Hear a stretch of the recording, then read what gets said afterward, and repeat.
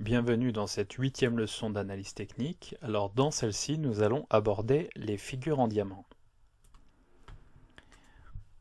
Alors comme d'habitude, point important, les informations présentées dans cette vidéo ne constituent aucunement des conseils en investissement, celles-ci ont un but purement éducatif. Alors les diamants sont des figures de retournement, mais parfois également des figures de continuation.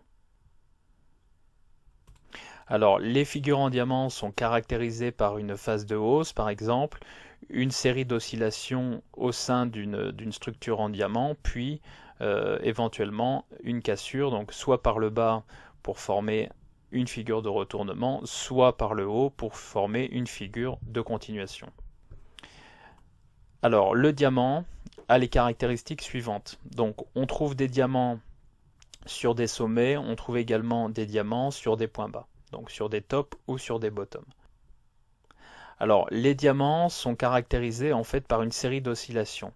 Là ici j'ai mis pas mal d'oscillations pour illustrer un peu ce qui se passe. Maintenant la règle est la suivante. On doit avoir deux points de contact de chaque côté du diamant. Donc c'est-à-dire qu'on doit avoir deux points de contact sur la partie gauche ici, deux points de contact sur la partie droite ici, et également deux points de contact en bas à gauche et deux points de contact en bas à droite. Alors ce qu'on observe souvent, c'est qu'en fait on a un point de contact par exemple ici, et ensuite on a un point de contact au niveau ici de l'apex du diamant. On peut également observer ici un point de contact par exemple ici, et également au niveau de l'apex du diamant. Donc deux points de contact de chaque côté. Et alors ce qu'on doit guetter sur ce genre de formation, en fait c'est le niveau de sortie. Donc on va avoir une cassure soit par le bas, ce qui se produit 8 fois sur 10, donc dans 80% des cas. Par contre dans 20% des cas on a une sortie par le haut, si la tendance initiale était haussière, c'est-à-dire qu'on a une continuation. Alors on observe un pullback, donc un pullback ici, pullback, ou un throwback, donc throwback ici, environ 5 fois sur 10, alors légèrement plus. Les diamants sont composés en fait de deux structures, à savoir une figure d'élargissement au départ. Donc on a une figure d'élargissement, puis un triangle. Ensuite, donc on a un triangle, donc on a des droites de résistance et de support qui convergent. Donc figure d'élargissement dans un premier temps, figure en triangle dans un second temps, et ensuite on attend le niveau de cassure. Alors, ce genre de figure symbolise une indécision sur un niveau extrême de marché. Donc, ce niveau extrême peut être un point haut ou un point bas. Alors, bien entendu, ça peut être un niveau extrême et donc on peut anticiper un retournement, comme dans 8 cas sur 10. Ceci étant, parfois, le cours casse par le haut pour atteindre de nouveaux sommets. Ça, c'est aussi possible et je vais vous le montrer ensuite dans différents graphiques. Alors au niveau des volumes, on observe généralement une baisse des volumes à l'intérieur de la figure, c'est-à-dire qu'en fait ici, vous voyez, on a une oscillation, et si je regarde les volumes en dessous, je dois observer globalement des volumes en baisse. Idem ici, donc on a une augmentation ici des fluctuations, des oscillations, et ici je dois observer des volumes en baisse.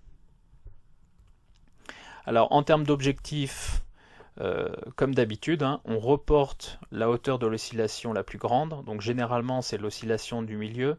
Alors ce qu'on peut faire aussi, et c'est plus pratique, c'est de prendre juste le point haut et le point bas du diamant et de le reporter sur la zone de cassure.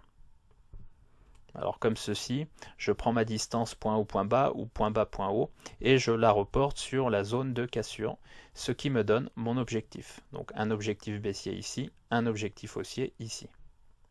Alors si jamais le diamant venait être cassé par le haut ici, donc à la suite d'une tendance haussière, donc tendance haussière, formation diamant, cassure par le haut, dans ce cas-là, je reporterai ici la hauteur de mon diamant sur la zone de cassure en haut, ce qui me donnerait un objectif en haut. Alors en termes de stratégie classique, on vend ou on achète sur la cassure ou sur le pullback, throwback. Donc c'est-à-dire qu'en fait ici, vous voyez, j'ai une structure en hausse ici, donc j'ai un marché haussier, figure en diamant, donc figure de retournement potentiel, cassure par le bas, donc confirmation. Dans ce cas-là, je vends le marché et je place un stop, donc ça c'est la clé, je place un stop au-delà de l'apex du diamant ici, pour me protéger. Pourquoi? Parce que généralement, quand les cours remontent, l'apex ici devient une zone de résistance, au moins à court terme. Ce qui peut me permettre éventuellement de me dégager dans de meilleures conditions. D'accord? Parce qu'on peut avoir ici une résistance, une rechute avant de remonter. De la même manière, dans un diamant apparaissant à la fin d'une tendance baissière ou à la suite d'une tendance baissière, l'idée c'est d'acheter sur la zone de cassure, donc soit sur la zone de cassure, soit si on n'a pas eu le temps au niveau du throwback. Et dans ce cas-là, le stop doit être placé en dessous de l'apex, comme j'ai expliqué, qui dans ce cas de figure deviendrait une zone de support à court terme. Alors, je vous ai mis ici plusieurs exemples. Le premier exemple, c'est donc une figure en diamant qui intervient sur le titre BlackBerry. Ça remonte à 2007-2008. Donc on a un titre BlackBerry qui part à la verticale, hein, avec un premier point haut, un retracement, un second point haut ici. Donc on a une sorte de double top. Mais alors vous voyez qu'on est capable de tracer à partir des chandeliers japonais ici, on est capable de tracer des droites qui ressemblent à un diamant. Pourquoi? Parce que ici j'ai deux points de contact, donc en haut à gauche. J'ai au moins deux points de contact en bas à gauche. J'ai également deux points de contact en bas à droite, puisqu'en fait, vous voyez, j'ai un point de contact ici au niveau de l'apex, puis un point de contact au niveau du support haussier ici, et j'ai enfin deux points de contact en haut à droite. Donc au final, j'ai au moins deux points de contact de chaque côté du diamant, et donc on n'a plus qu'à attendre la zone de cassure. La zone de cassure intervient ici, et donc l'idée c'est de vendre le marché ici, en déterminant l'objectif, c'est-à-dire en reportant la hauteur du diamant sur la zone de cassure. Alors c'est ce qu'on va faire ici. Je prends ma hauteur, la hauteur du diamant, je la reporte sur la zone de cassure et j'atteins mon objectif. Vous voyez, et on voit que le marché en fait est venu très rapidement chercher l'objectif ici, qui devient une zone d'achat potentiel à court terme. Alors ça ne veut pas dire que le marché ne va pas aller plus bas, comme d'habitude. Hein. Ça nous fixe juste, ça nous permet juste d'obtenir un objectif à court terme. Alors ici on est en fréquence mensuelle et on voit qu'en fait le marché est venu chercher cet objectif en un mois seulement. Alors je vous ai mis d'autres exemples. J'ai pris un exemple beaucoup plus récent, donc cette fois-ci c'est sur le titre Boeing. Donc côté aux États-Unis. Donc vous voyez, on a la même chose. On a une formation ici, donc on a une hausse depuis 2009 et puis on a une accélération haussière. On atteint de nouveaux sommets et là en fait on a une forme en diamant. Donc je suis capable de tracer un diamant. Vous voyez, on dirait même une pyramide, c'est magnifique. Et donc on a des oscillations. Alors cette fois-ci on a des oscillations. Donc on a un point de contact en haut à gauche, deux points de contact. Donc là on a bien deux points de contact. On a de multiples points de contact en bas à gauche. On a deux points de contact en bas, même un peu plus. On en a un ici, puis 1, 2, 3. Et on a également deux points de contact, puisqu'on a un point de contact ici, et deux points de contact en haut à droite.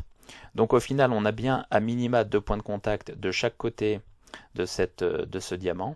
On attend le niveau de cassure. Le cours casse ici, et vous voyez, ça c'est mon graphique, hein, j'avais reporté ici un objectif.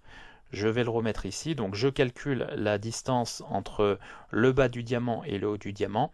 J'attends bien entendu la zone de cassure parce qu'il ne faut pas anticiper la sortie sur ce genre de figure. Je reporte la distance de ma hauteur de diamant et j'obtiens un objectif. Alors, on va regarder un autre exemple.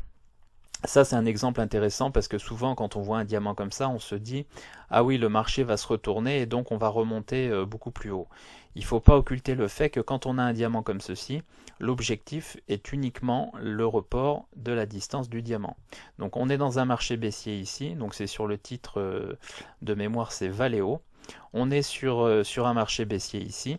Ensuite, on a bien une formation en diamant ici avec deux points de contact ici, deux points de contact là, plusieurs points de contact ici et deux points de contact en bas.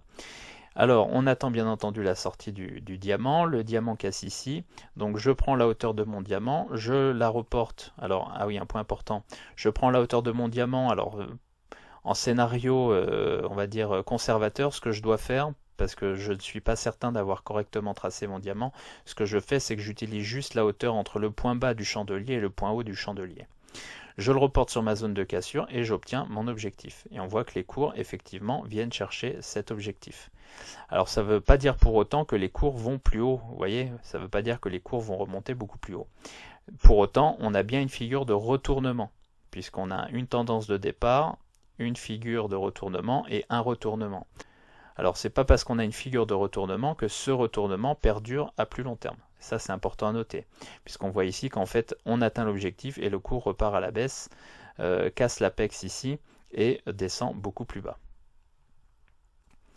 Alors je vous ai mis un dernier exemple, c'était sur le Nasdaq 100, donc ça il y a deux exemples en fait, vous voyez sur le Nasdaq, et ça c'est deux exemples très intéressants.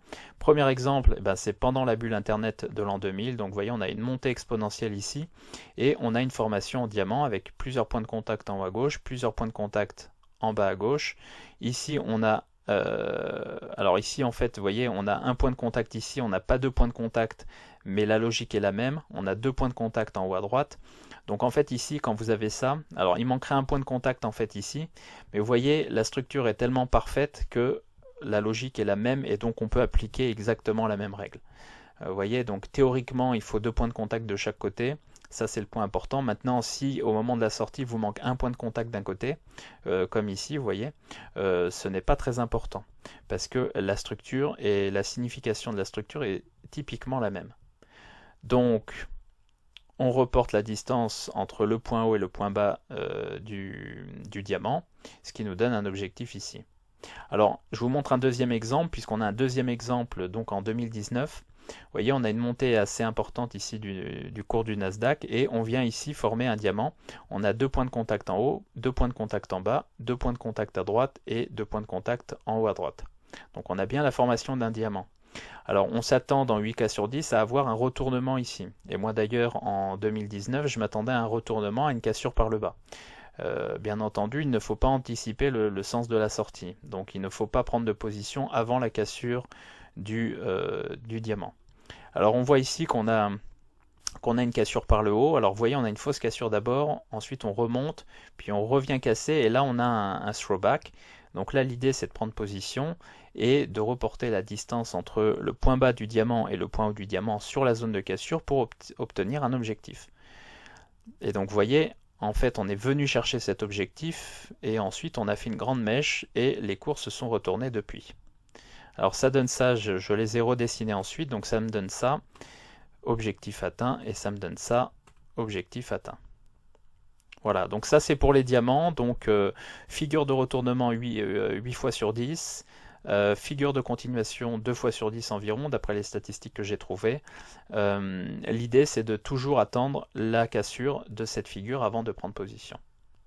Voilà, j'espère que cette vidéo vous a plu. Si c'est le cas, n'hésitez pas à mettre un pouce bleu sous celle-ci, et je vous dis à très bientôt pour de nouvelles vidéos.